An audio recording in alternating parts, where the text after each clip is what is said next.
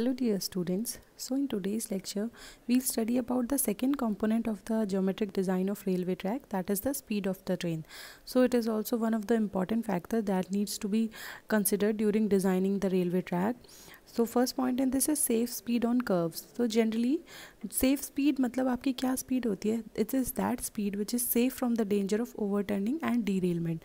Means आपकी train या तो ओवरटर्न हो सकती है ट्रैक पे या फिर वो डीरेल हो सकती है। डीरेल मतलब जब जो रेल है वो आपके ट्रैक से उतर जाती है, तो that may lead to a major accident. तो सेफ स्पीड वही स्पीड है that is free from the safe danger of overturning और derailment, and that also with a certain margin of safety. Means इसमें हम जैसे कि आपने हर डिज़ाइनिंग में पढ़ा होगा, आप एक पर्टिकुलर फैक्ट ऑफ सेफ्टी रखते हैं, वैसे ही सेफ स्पीड वो स्पीड है कि जिसमें कि आपका ओवरटर्निंग और डीरेलमेंट की चांसेस नहीं है, and that too also with a proper margin of safety.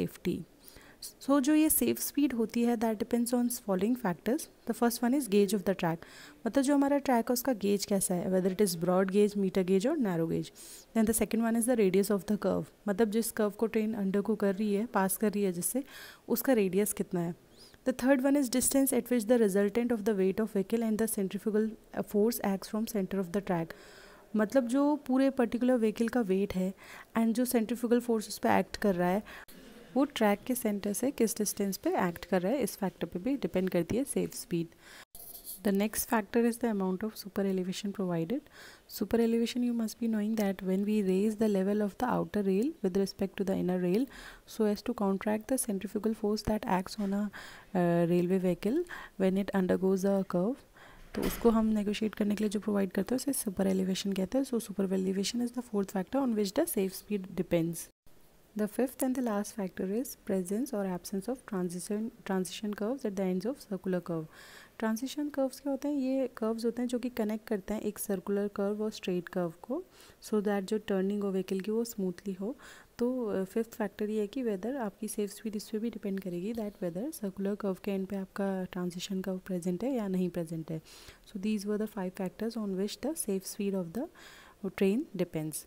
Now in India, generally the Martin's formula are used to calculate the safe speed on the curves, and according to this formula is also divided into 3 categories. The first one is where transition curve exists, मतलब अगर आपका जो curve जो आपका track है उस पर अगर ट्रांजिशन कर्व है तो उसमें हमारे broad gauge and metre gauge में जो फॉर्मूला होता है वेलोसिटी का, स्पीड का, that is v equals to 4.3 under root r minus 67, where जो r जो है आपका वो है radius of curve in metres, और जो वेलोसिटी आपकी आएगी वो आएगी किलोमीटर पर आवर में। नेक्स्ट नैरो, अगर आपका जो गेज है वो नैरो गेज है तो फॉर्मूला हो जाता है आपका v equals to 3.65 under root r minus 60। So this was the safe speed formula for the transition curved railway track. The next one is if the transition curves are not present. So for that the formula for broad gauge and meter gauge is v equals to 4/5 of speed calculated in a above. Means जो आपने अभी transition curve वाले फॉर्मूले के लिए calculate की speed, उसका ही 4/5 हम ले लेते हैं नॉन ट्रांजिशन कर्व्स में। और नैरो गेज में फॉर्मूला होता है आपका v equals to 2.92 under root r minus 60। So this was for non transition curves. The third type is for high speed track, मतलब अगर आपका जो ट्रैक है वो बहुत हाई स्पीड है, दैट इज़ मतलब उसमें जो वेलोसिटी होगी वो 100 किलोमीटर पर आवर के ऊपर ही रहेगी हमेशा, तो उसमें जो वेलोसिटी का फॉर्मूला होता है वो होता है v equals to 4.58 under root r। So this were the Martin's formula for different types of railway track. That is the first one was for the transition curves जहाँ पे आपके ट्रांजिशन कर्व प्रेजेंट है, the another one was for the non-transition curves, and third one was for the high speed track जहाँ पे कि आपकी velocity almost हमेशा 100 kilometre per hour से अबव रहेगी। इन सारे फॉर्मूलाज में जो आर है that is the radius of curve in metres. The third factor in the designing geometric designing of the railway track is radius और degree of curve. So basically what is degree of curve? It is defined as that angle which is subtended at the center by a chord of either 30 metre length और 20 metre length. मतलब एक curve में अगर हम 30 metre length की या 20 metre length की cord ले रही है तो सेंटर पे जो एंगल बनाएगा उसी को हम डिग्री ऑफ कर्व कहते हैं।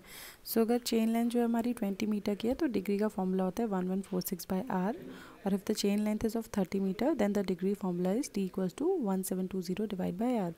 You need to remember this formula because sometime in question the degree of the curve is given and you need to calculate the radius, and sometimes the radius of the curve is given and you need to calculate the degree. So you need to remember these formulas so that you can take the data accordingly. So this was about the topic safe speed on curves and the radius or degree of curve. Hope it is clear to you. In the next lecture, we'll be studying about the fourth factor in the geometric design of track, that is the super elevation. Thank you.